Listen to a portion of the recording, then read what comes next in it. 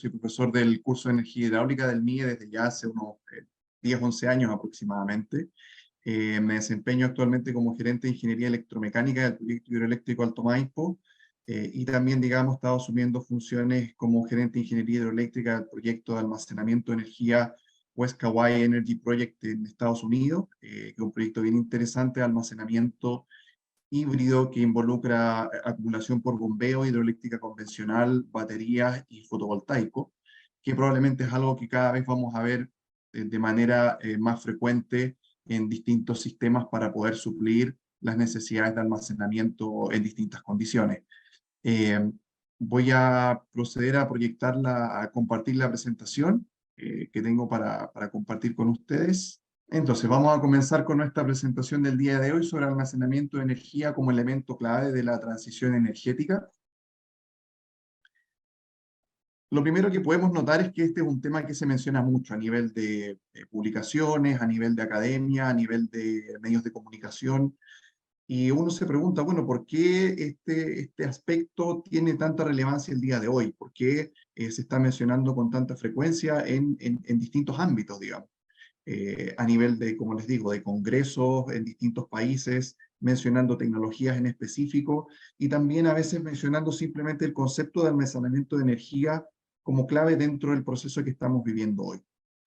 La primera pregunta que uno puede hacerse es, bueno, ¿por qué es relevante hoy el almacenamiento de energía? ¿Por qué no lo era antes? Y también si esto efectivamente va a seguir siendo un tema a futuro o no. Hemos vivido como país momentos donde han habido transiciones o momentos críticos en el suministro de energía, como la crisis del gas natural años atrás, y uno podría haber pensado que esos elementos iban a propagarse en el futuro, sin embargo eso no fue así. Entonces, cabe preguntarse si esta transición va a requerir almacenamiento de energía solamente durante un periodo corto de tiempo o es algo que debemos proyectar en un horizonte más largo plazo. Por otro lado, también es interesante saber, bueno, cuáles son las tecnologías que están llamadas, digamos, a liderar esta transición y a aportar a la matriz eléctrica global con mayor capacidad de almacenamiento en línea con las necesidades que tiene nuestra futura red eléctrica. Para poder ver eso es necesario hacer una pequeña visión general respecto de lo que ha sido la red eléctrica en el pasado, en el presente y en el futuro para poder hacer algunas comparaciones conceptuales. Si nos vamos un poco al pasado, podemos notar que, digamos, hasta el año 2010, como se puede observar en el gráfico, el suministro eléctrico global, la matriz eléctrica global, dependía principalmente de tres fuentes de generación. En un lado, el conglomerado de los combustibles fósiles, por otro lado, la energía nuclear y la energía hidroeléctrica, las cuales entre los tres permitían poder responder a las necesidades de una demanda que, como se muestra, por ejemplo, en el gráfico superior, tiene una demanda sistémica que varía a lo largo del día, a lo largo del año, entre estaciones, entre años y entre otras cosas. Entonces, la tecnología que existía era perfectamente capaz de poder responder a esas necesidades. Un suministro estable, confiable de las energías fósiles, sumado a la energía nuclear, más la flexibilidad y la capacidad de almacenamiento de energía que tiene, digamos, la hidroeléctrica convencional, en particular la hidroeléctrica con embalse de acumulación, permitían responder a esta necesidad de adaptarse de manera constante a las necesidades que tiene el sistema eléctrico y evitar, cierto, que la demanda y la oferta tengan desviaciones importantes porque evidentemente eso puede generar la caída del sistema. Entonces, con estas tres fuentes principales éramos capaces de responder a las necesidades de la demanda. Sin embargo, en el presente las cosas han ido evolucionando, han ido cambiando. Y si nos centramos en lo que ha sucedido en los últimos 10 años o los últimos 15 años, partiendo a contar del año 2011, podemos notar que la torta, digamos, en generación ha crecido, porque evidentemente todas las fuentes de generación han ido aumentando su capacidad instalada y por ende la generación media anual que cada una de estas entrega. Sin embargo, la proporción que representan la hidroeléctrica convencional, la energía nuclear y el conglomerado de combustibles fósiles ha ido disminuyendo, pasando desde prácticamente un 96% de la matriz eléctrica del año 2011 hacia un 87% la matriz del año 2021. ¿Y quién se llevó ese 10%? fue la entrada importante de fuentes de generación variables no controlables como la eólica y solar, que en un inicio eran prácticamente inexistentes, ¿cierto? Pero que rápidamente en esta década empezaron a tomar una participación muy, muy relevante. Entonces, nuevamente uno podría pensar, tal cual como mencionaba en un inicio, que esto puede ser un elemento transitorio y que por tanto simplemente después vamos a volver a una condición como business as usual, como era anteriormente. Sin embargo, si vemos las proyecciones hacia el futuro, vemos que esta condición no solamente se va a seguir dando, sino que va a aumentar la participación o debiera aumentar la participación de las fuentes variables no controlables. Particularmente, ¿cierto? Pensando en todos los escenarios de reducciones de emisiones asociadas a la limitación del incremento de la temperatura media de la Tierra, que muestran distintos escenarios de cambio climático y estudios que se han estado realizando. Entonces, bajo ese contexto, tenemos una red que ha ido evolucionando, que ha ido cambiando en sus necesidades, que ha cambiado la oferta de generación eléctrica y que esa oferta debiera seguir cambiando de modo tal de permitir que incluso en escenarios bastante agresivos podamos contar al año 2050 con un 61% de la matriz eléctrica global basada en fuentes de generación variables no controladas. Aquí, por ejemplo, ustedes pueden notar algunos gráficos provenientes de la International Renewable Energy Agency, donde pueden notar que, por ejemplo, fuentes como la energía solar, que tenía capacidades instaladas de 222 gigawatts a principios para ir a mediados de la década pasada, debiera alcanzar más de 8.000, casi 9.000 gigawatts de capacidad instalada al año 2050, lo que es evidentemente un incremento gigantesco. Así también el sector de la energía eólica también experimentará, o se prevé que debe experimentar, un crecimiento bastante importante para lograr cumplir con las metas de cambio climático. Ahora bien, ¿por qué se da todo esto? Básicamente por dos razones, ¿cierto? Necesitamos generar una matriz eléctrica que dependa cada vez menos del carbono al menor costo posible para que sea realizable por la mayor cantidad de países posible. Por ende, necesitamos considerar fuentes que tengan una huella de carbono más baja en su ciclo de vida y por otro lado, fuentes que asimismo tengan un costo inferior de modo que puedan ser abordables, que sea realizable realizar este cambio de generación. Si analizamos los costos nivelados de electricidad de las distintas fuentes de generación renovable en los últimos 10 años que se observan en el gráfico superior, donde tenemos figuras para cada una de las fuentes de generación, como bioenergía, geotérmica, hidroeléctrica, etc. Y en el eje vertical tenemos los costos nivelados de electricidad en dólares del año 2021 por kilowatt hora generado en el ciclo de vida. Podemos notar que tanto la energía solar fotovoltaica como la eólica, digamos, de tierra, no fuera de costa, y la hidroelectricidad son fuentes que tienen costos nivelados de electricidad inferiores a aquellos provenientes de la generación fósil. Por ende, este es un motor importante. Este es un principal elemento a nivel de mercado, que fue el que finalmente decidió por qué la energía solar entró tan fuerte, por qué la energía eólica entró tan fuerte, porque la reducción en costos ha permitido que, a pesar de que no tiene la misma vida útil que una central hidroeléctrica convencional, que puede superar los 50, 80, incluso 100 años, a pesar de tener vidas útiles más cortas, los costos de integración se han hecho tan bajos que su costo nivelado de electricidad ha bajado incluso a los niveles de la hidroeléctrica, que ha sido históricamente la fuente de generación con menores costos nivelados de electricidad. Entonces, todo eso ha permitido y ha justificado la entrada de estas fuentes. Sin embargo, uno podría decir, ¿dónde está el problema de todo esto? Y bueno, el inconveniente viene cuando uno quiere incorporar en la red eléctrica una fuente de generación variable no controlable, como la que se observa en el gráfico a la izquierda, que puede representar, por ejemplo, la generación de un aerogenerador de 2,3 megawatts en un horizonte de 2 años. Y podemos ver que tiene fluctuaciones muy, muy rápidas, muy, muy aceleradas, y eso no necesariamente va a coincidir con las necesidades del sistema eléctrico. Entonces, es ahí donde el almacenamiento de energía cobra sentido.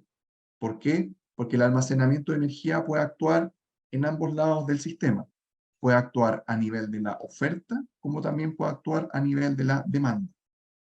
En el caso de la demanda, el almacenamiento de energía puede actuar como una demanda ficticia, que le cobra digamos, utiliza el excedente de energía del sistema para poder almacenarlo y luego entregarlo cuando sea necesario. Eh,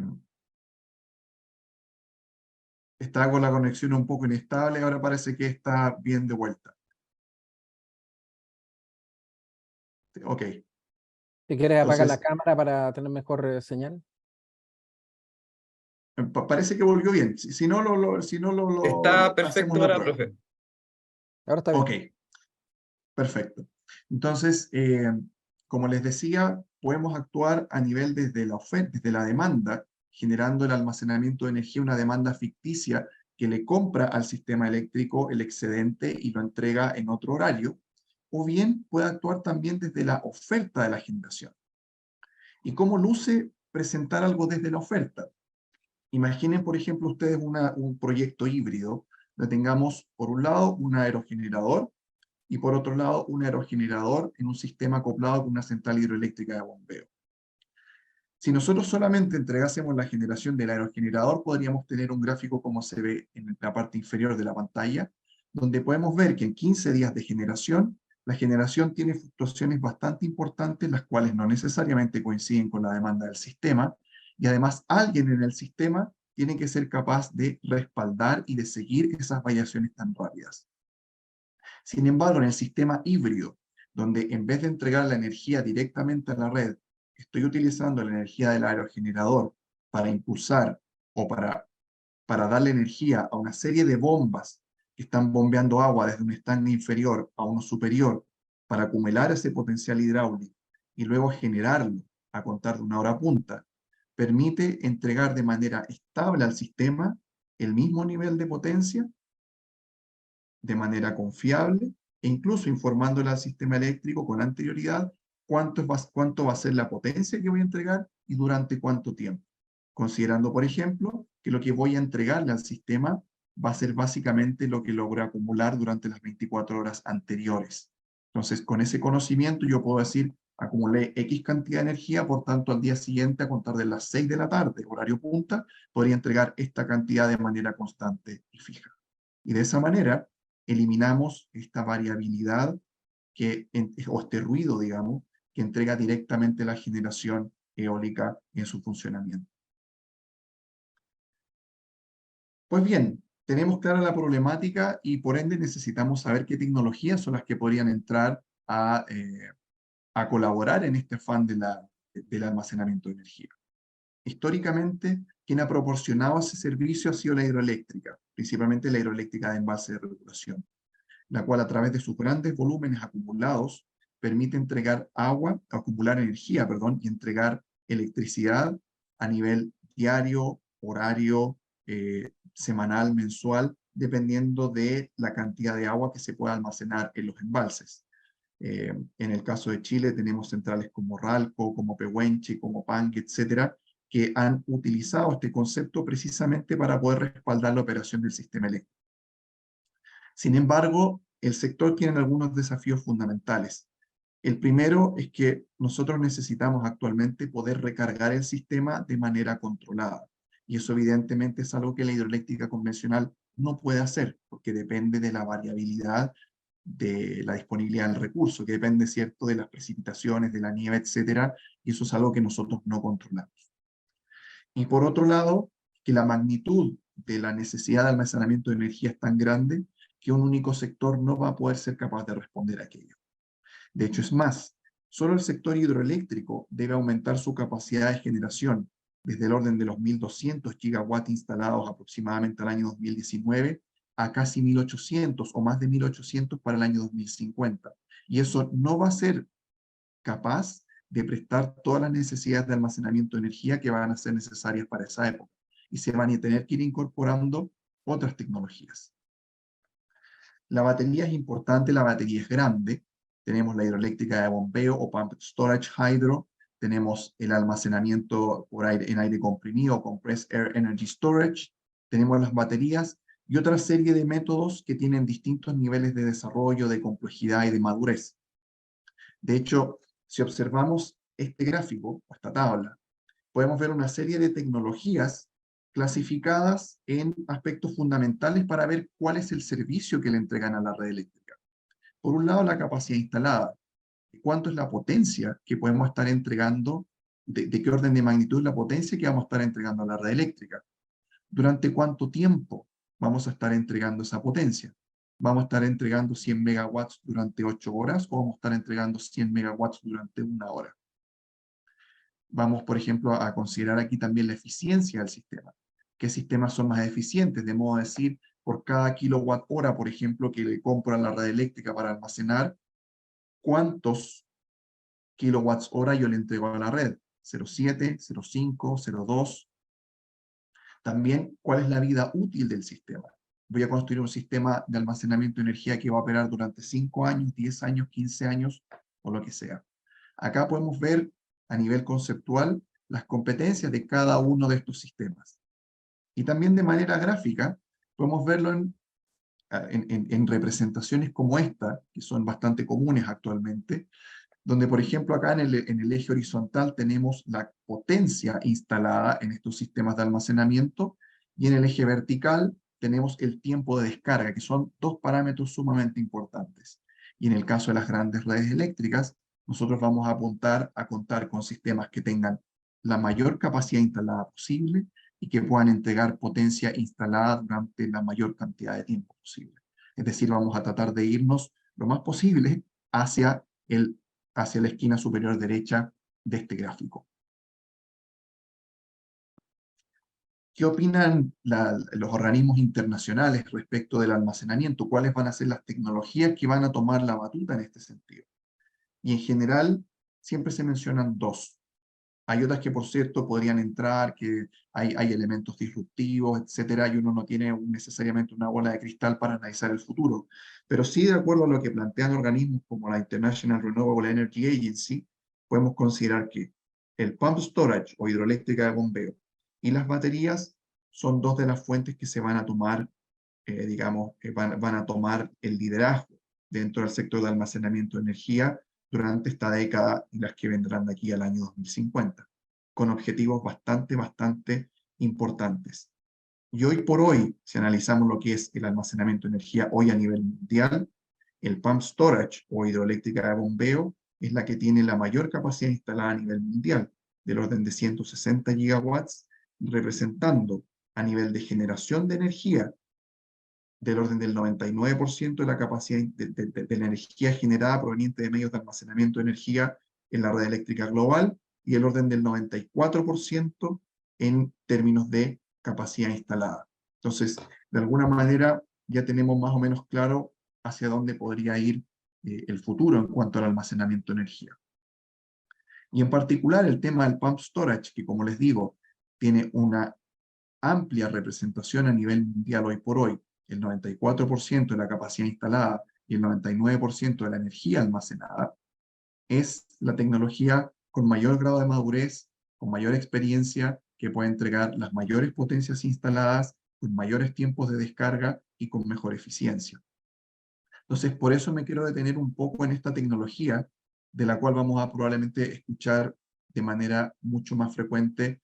A nivel local probablemente va a tardar un poco más, pero sin duda va a llegar. Pero en otros países de esto ya se habla y hay todo un fenómeno de construcción muy fuerte respecto a este tipo de centrales, que no son nuevas. Hubo un gran boom en cuanto a la construcción de centrales hidroeléctricas de bombeo por ahí por la década del 60, cuando fue la crisis del petróleo, y de alguna manera las redes eléctricas debían balancear la generación de combustible fósil más la energía nuclear, y tener medios de almacenamiento para evitar, ¿cierto?, estar entrando y sacando centrales de manera que finalmente hacen que el sistema sea muy ineficiente.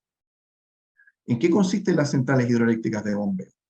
Básicamente es una instalación donde vamos a contar con dos embalses a distinta altura, distinta diferencia de altura, y donde el equipamiento de la central va a bombear agua desde el reservatorio o embalse inferior al superior en un horario, por ejemplo, en que haya alta producción de energías renovables, donde el precio de la electricidad sea bajo y por tanto convenga comprar la energía a la red para almacenarla de forma de potencial hidráulico.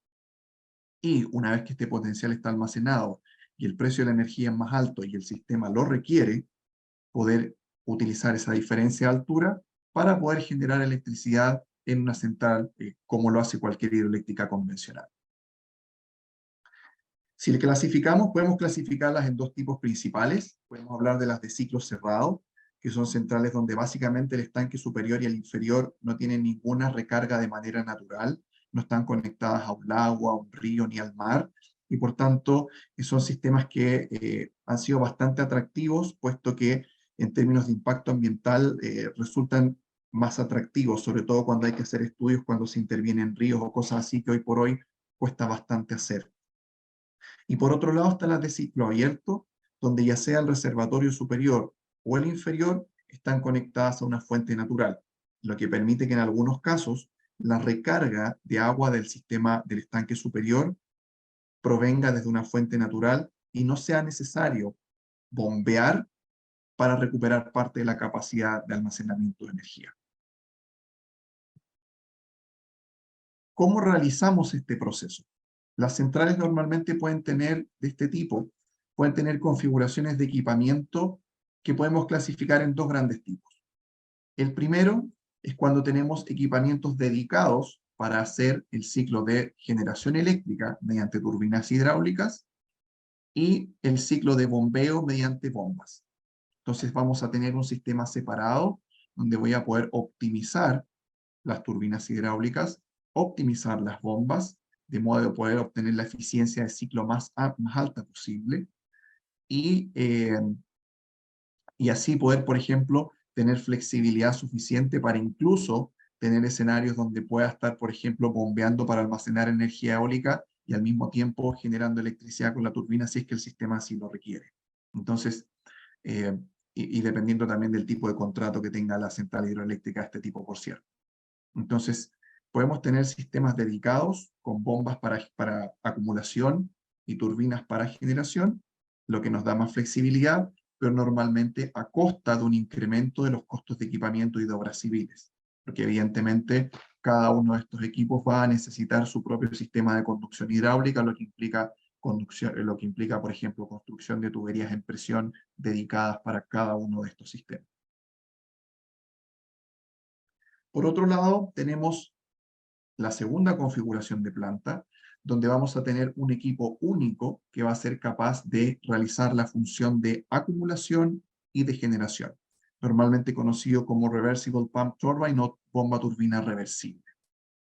En este caso, básicamente en horarios donde, insisto, el precio de la energía sea bajo, nuestro equipo va a operar como una bomba, impulsando el agua desde el reservatorio inferior al reservatorio superior, y cuando el sistema así lo requiera y el costo de la energía, el precio de la energía sea más alto, vamos a poder generar electricidad pasando agua desde el reservatorio superior al inferior, utilizando el equipo, pero en esta oportunidad como una bomba, como una turbina, perdón. Lo que evidentemente va a tener alguna merma en eficiencia, pero permite simplificar la configuración de planta y permite también disminuir costos en cuanto a equipamiento y obras civiles, porque evidentemente tener equipos dedicados y tener equipos concentrados en una sola unidad generan ventajas comparativas en términos de costos. Y gran parte de las centrales hidroeléctricas de acumulación por bombeo de gran escala a nivel mundial utilizan este tipo de configuración. ¿Cuándo utilizamos este tipo de máquinas, por ejemplo? Los alumnos de ingeniería hidráulica están familiarizados ya con este tipo de diagramas como el que podemos ver en pantalla. Lo tenemos un cuadro de selección de tecnología de bomba turbina, en este caso, de la empresa Foyt Hydro, donde en el eje horizontal tiene la potencia entregada por la bomba y en el eje vertical la altura a la cual tenemos que bombear el agua, o la diferencia de altura entre el reservatorio inferior y el superior, más las pérdidas de energía respectivas.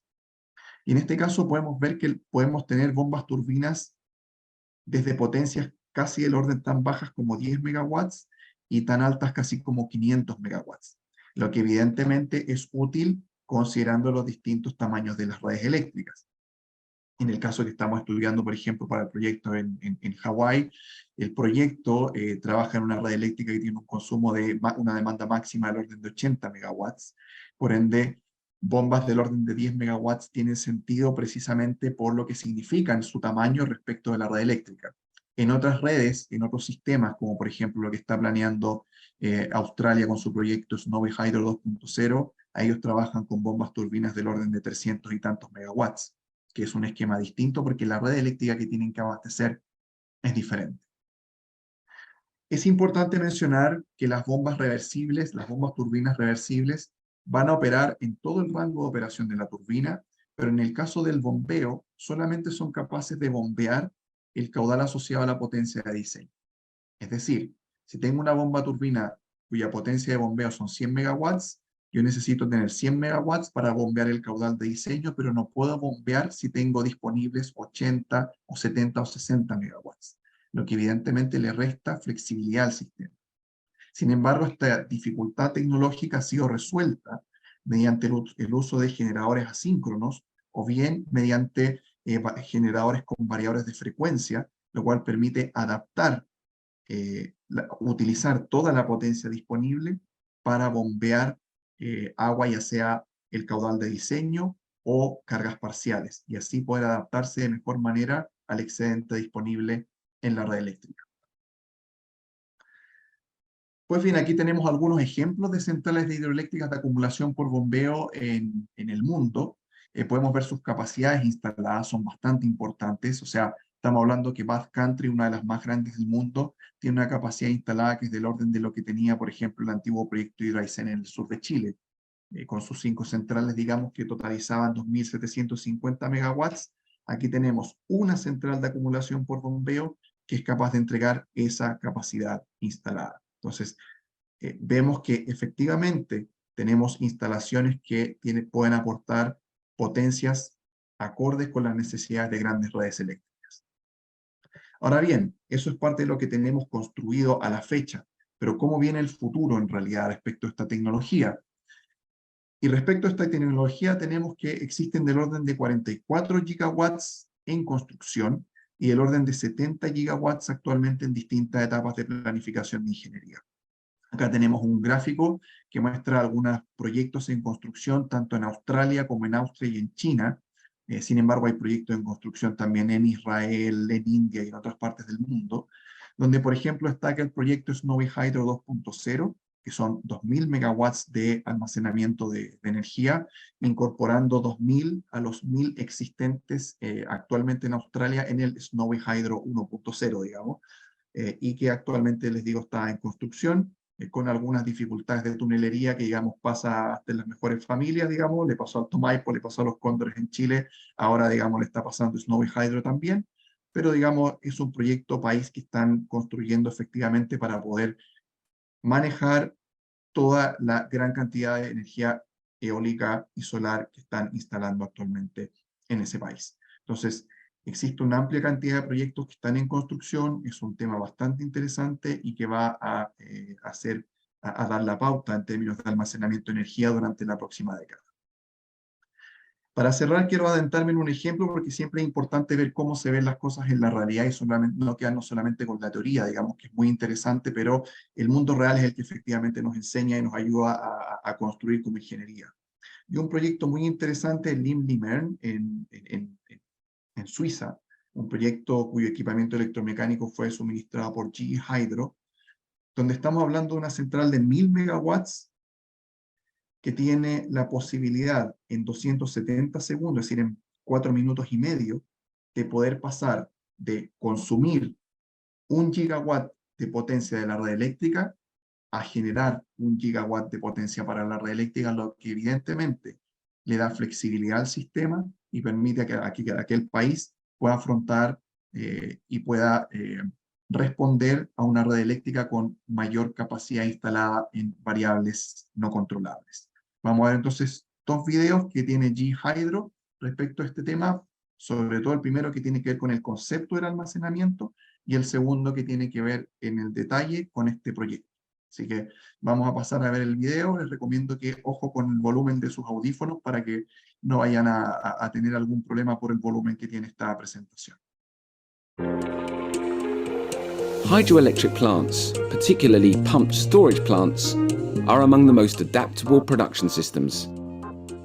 They can store energy and quickly regulate power production from a few dozen megawatts to several hundred. Pumped storage hydroelectric plants require two reservoirs located at two different elevations. They're linked by conduits, and the plant is generally underground.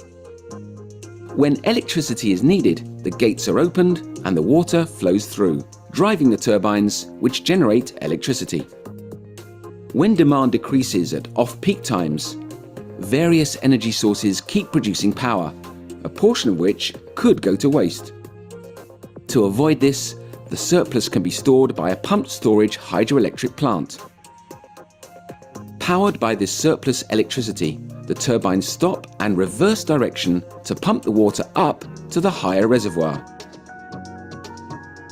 It's as though the system were recharging the upper reservoir, which becomes a giant natural battery, ready to be used again when needed. Thanks to its R&D work, GE offers variable speed pump storage technology. With this innovation, it's as though the turbine pump start-stop switch were replaced by a regulator.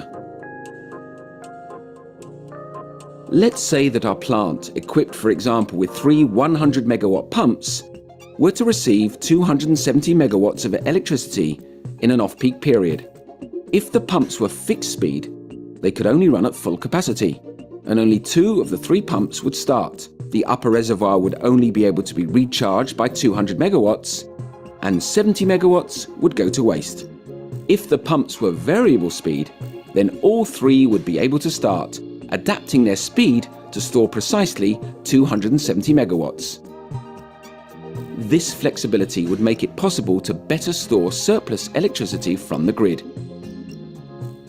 Thanks to this flexibility, pumped storage units are becoming a key part of the network.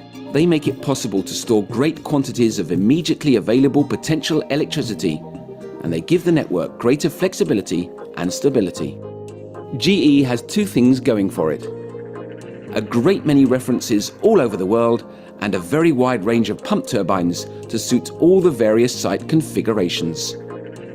Undisputed world leader with nearly 40% market share in pumped storage equipment, GE is currently developing more than 6,000 megawatts of projects around the world, including 3,000 megawatts in variable speed in Europe and India. Es bien interesante el video porque explica cómo funciona la tecnología, ¿cierto? Sobre todo esta incorporación de las turbinas pump turbines, las turbinas bombas reversibles, digamos, de velocidad variable, que permiten adaptarse mejor a las necesidades de la red eléctrica, y cómo la red eléctrica puede ser vista, digamos, como un tablero de ajedrez, donde efectivamente cada pieza aporta versatilidad y aporta distintas cualidades para efectivamente poder responder a la demanda instantánea del sistema.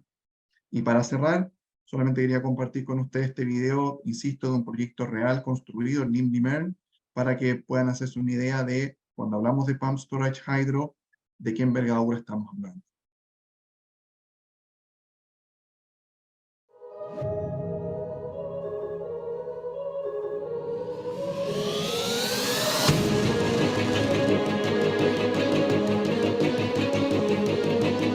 It's for the world, for the entire planet.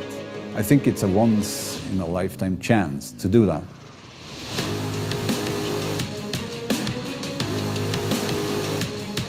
The new technology will open new frontiers of this project.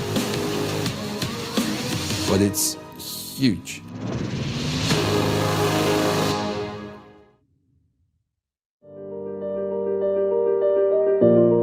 I think energy storage has gained a higher level of importance over the last 10 years, and that's because we've seen much increased level of activity from the renewable energy sources, such as wind and solar.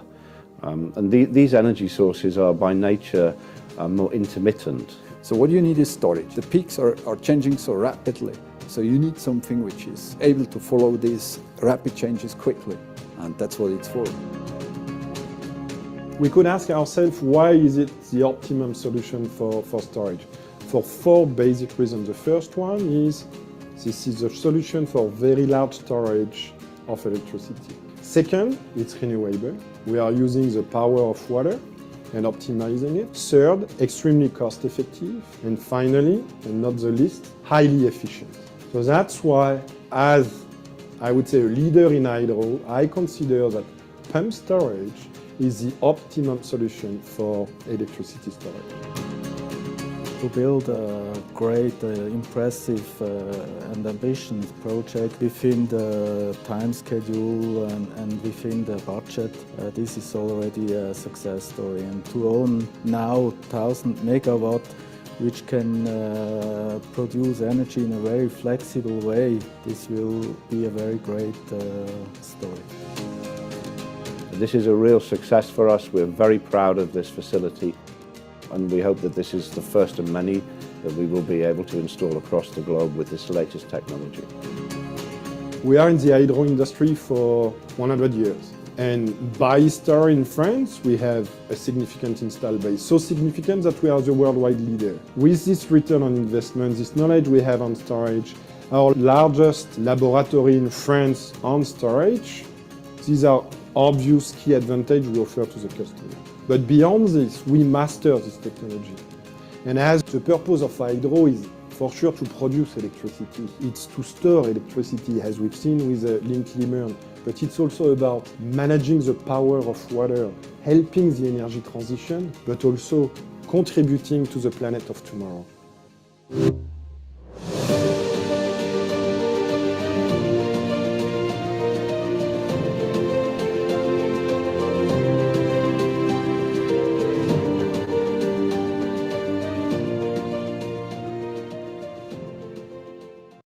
Muy bien, me quedo con las últimas palabras, digamos, de la presentación.